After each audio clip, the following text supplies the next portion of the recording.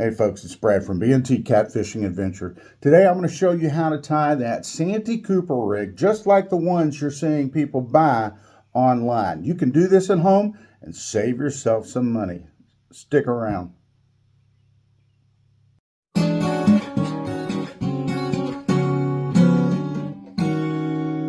All right, we're going to get right to it, and I'm not going to tie you guys up for a long period of time here. We're going to do this as quickly as possible, especially with the magic of TV, in a sense, I guess.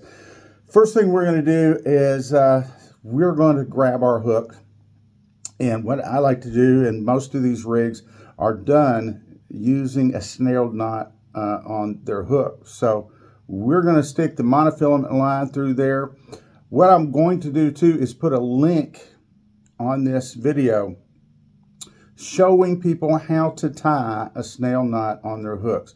All right, so I'm just going to loop that. Now for this purpose, I'm just going to wrap this just a few times. Now initially, or usually rather, you'll want to do that, approximately 5-10 times before you stick it through this loop. And again, it'll be explained more in that other video if you watch that. Once we pull that tight, we're just going to come in here and snip off part of the tag end there. Now, the next thing we're going to do, a lot of these rigs that you're seeing online, they run rattles and they run beads. Now, you can use this type of rattle if you want to. It is a float and a rattle in one, and some people are doing that. Now, a lot of times you can use your floats, and usually they're the smaller ones in cigar shape, and that's what we're going to use. But if you're going to use less buoyant baits, big baits and less buoyant, you might want to come up to these bigger oval type floats right here to use on this rig as well. So just something to keep in mind. All right, like I said, with the magic of television, we're going to go ahead and speed through here a little bit. I'd already placed some of this on my line before I snailed the hook. And what I've done is I put some beads on there and then placed my rattle. Now, what you want to do is, if you're using the beads, use your smaller beads up here, either on the bottom by the hook, but also up here by the swivel. That makes it not be affected in any way, and it can smooth and smoothly, let me get my words out, smoothly spin around and rattle down there on that. Now on the back end of that, what you want to do is place another bead, again making sure that way it continues to move smoothly. Now we're placing these beads on here so it helps to keep the rattle away from the hook. So when the catfish bites, it's not trying to put that big lump of something, especially if it catches it like this in their mouth, and could potentially prevent a hookup. So that's why that's on there. Now we would place a couple more beads on there. And now for the Santee Cooper rig, the Santee Cooper rig is designed to float your bait up off the bottom of the water. So we need to bring our float in.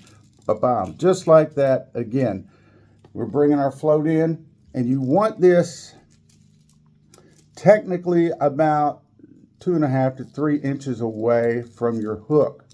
All right, and we're going to place the peg in there to keep that locked in. All right, on the back side of that, not necessary, but a lot of people, for visual purposes or whatever, or make it look pretty when they sell it online, is they plop another bead on there. All right. Now I've also gone and tied this end, the other end there, with the barrel swivel. All right. Now a lot of times these are just sold, and they're in loop knots that they sell them to you online. Some of them go ahead and put the barrel swivel on there too, which you're probably going to do anyway, because that's what you're going to attach your main line to. Again, this is your leader line. It's your Santee Cooper rig. Your weight is going to be on your main line, and it's going to be held down, and this float is going to float your bait up off the bottom, right? And hopefully right into the face of a hungry old fish down there. All right. So that's what our goal is, folks. That's as simple as it gets. You can do this at home very, very simply. Grabbing you a few things. You may have many of these items already, and you can do that. Now, again, if you wanted to hook this part up, you eliminate this float and this rattle. However, I've seen some people put the float in there, this for a float and rattle, while maintaining the other type of rattle as well. Now, these beads can also knock together a little bit to create noise.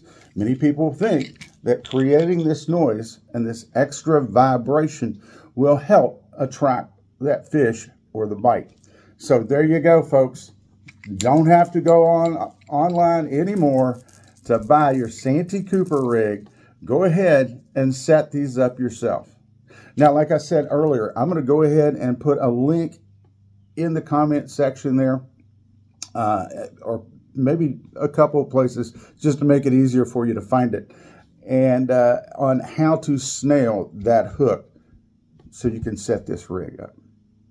Folks, I hope that helps and saves you a little bit of money. If you like this, be sure to give us a thumbs up, and be sure to subscribe to the channel. If you haven't done so already, we'd love to have you as part of our family.